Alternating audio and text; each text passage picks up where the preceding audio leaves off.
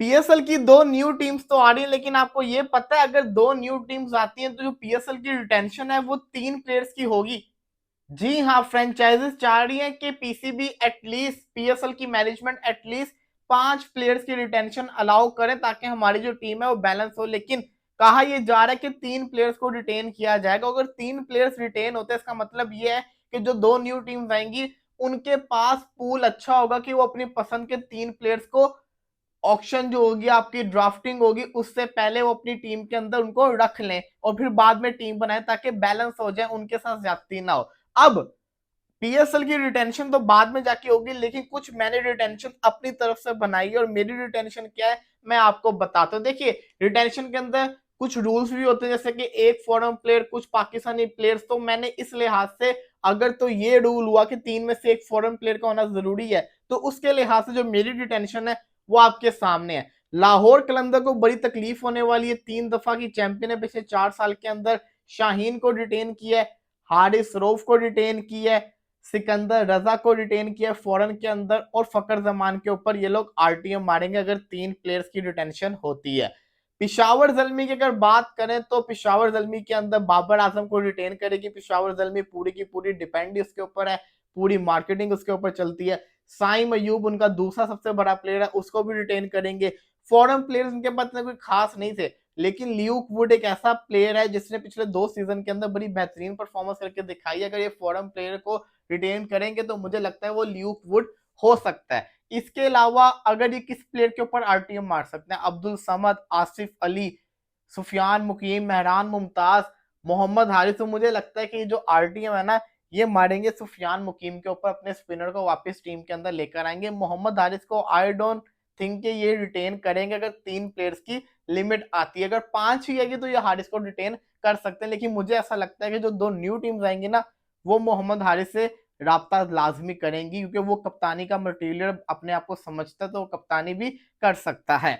इस्लामाबाद की बात करें, इनको भी बड़ी तकलीफ होने वाली। शादाब खान रिटेन होंगे एज कैप्टन, मोहम्मद नवाज भी रिटेन होंगे, शानदार उसकी परफॉर्मेंस रह रही है, उसको भी रिटेन करेगा इस्लामाबाद। इसी के साथ साथ फॉरेन प्लेयर्स में देखा जाए तो इनके पास भी इतने खास फॉरेन प्लेयर्स नहीं थे, लेकिन मुझे लगता है कि ये रिटेन करेंगे तो एलिक्स सेल या जेसन होल्डर में से किसी एक को रिटेन कर सकते हैं। और अगर ये आरटीएम मारेंगे तो वो नसीम शाह होगा, इमाद वसीम, सलमान अली आगा।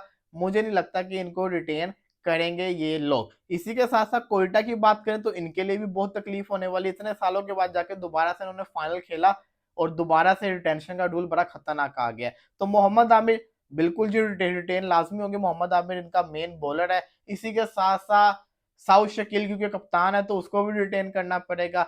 इसके अलावा अगर बात की जाए तो फॉरन में से रायली रूसो की तरफ जा सकते हैं, और अगर ये आरटीएम मारेंगे तो उस्मान तारिक इनका एक ऐसा स्पिनर है जो कि आगे जाके फ्यूचर उसका ब्राइट है, तो उसके ऊपर ये आरटीएम मार के उसको भी रिटेन कर सकते हैं। क्योंकि देखो ना, 3 प्लेयर्स में आपके पास लिमिट नहीं बचती। काफी सारे इनके पास प्लेयर ऐसे होते हैं हर टीम के पास जिसको रिटेन करना चाहते हैं, लेकिन 3 में हो नहीं पाते। फिर आरटीएम एक प्लेयर आपको दिलवा सकता है तो उसके थ्रू वो आरटीएम कर सकते हैं। हाँ, अगर तो पीएसएल ने ये रूल रख दिया कि आप कोई 2 प्लेयर्स के ऊपर आरटीएम मार सकते हैं, फिर तो जो फ्रेंचाइजीज हैं वो काफी ज्यादा प्लेयर्स को अपने बचा सकती हैं। इसका मतलब ये कि एक प्लेयर हर फ्रेंचाइज के अंदर आ सकते हैं। जैसे कि आपने देखा था आईपीएल के अंदर जो ये मेगा ऑक्शन आई थी उससे पहले क्या हुआ था, 4 प्लेयर्स आप रिटेन करें और 2 प्लेयर्स जो है ना, बल्कि 5-6 रिटेन करें और 2 आपको जिसको कहते हैं ना वो रखने आरटीएम के ऊपर रखने, इस तरह का कोई इनका रूल था। तो ये भी हो सकता है। इसी के साथ साथ अगर बात करें मुल्तान सुल्तान की, देखिए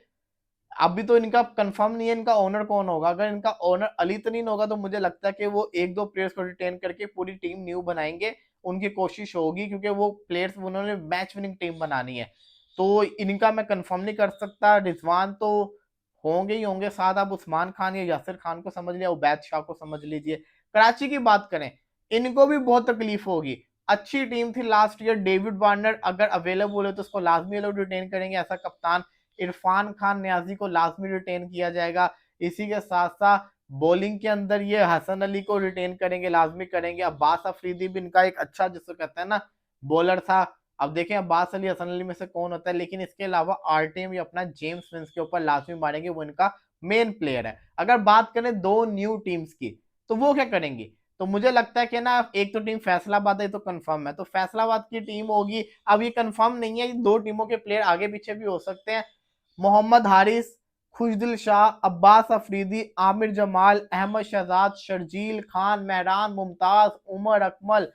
इसी के साथ साथ देखा जाए तो आपका उसामा मीर हो गया, कामरान गुलाम हो गया, इफ्ती मानिया, इफ्तिकार अहमद हो गया, यासिर खान हो गया, बहुत लंबे प्लेयर, अब्दुल्ला शफीक हो गया आपका, वसीम जूनियर। ये सब के सब पूल के अंदर अवेलेबल होंगे। जो न्यू टीम है जिसको चाहे वो पिक कर सकते हैं, जिसको कप्तान बनाना चाहे वो कप्तान बना सकते हैं। तो ये कुछ होगा, लेकिन इसमें कोई भी ऑफिशियल कुछ भी नहीं है। ये मेरी अपनी तरफ से, जो मैंने अपनी तरफ से बताई है रिटेंशन, ये वो है।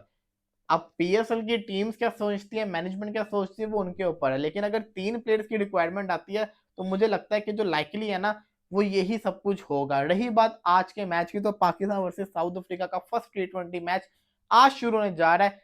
लेट्स सी, देखते हैं क्या बनेगा। उम्मीद है कि पाकिस्तान आज का मैच जीत के विक्ट्री के साथ अपनी T20 सीरीज का आगाज करे। बाबर को 150 चाहिए, हाईएस्ट T20 के अंदर 50 स्कोर करने वाला प्लेयर बनने के लिए, और 9 स्कोर चाहिए उसको सबसे ज्यादा रन T20 के अंदर करने के लिए। तो लेट्स सी, देखते हैं आज बाबर आजम क्या करता है।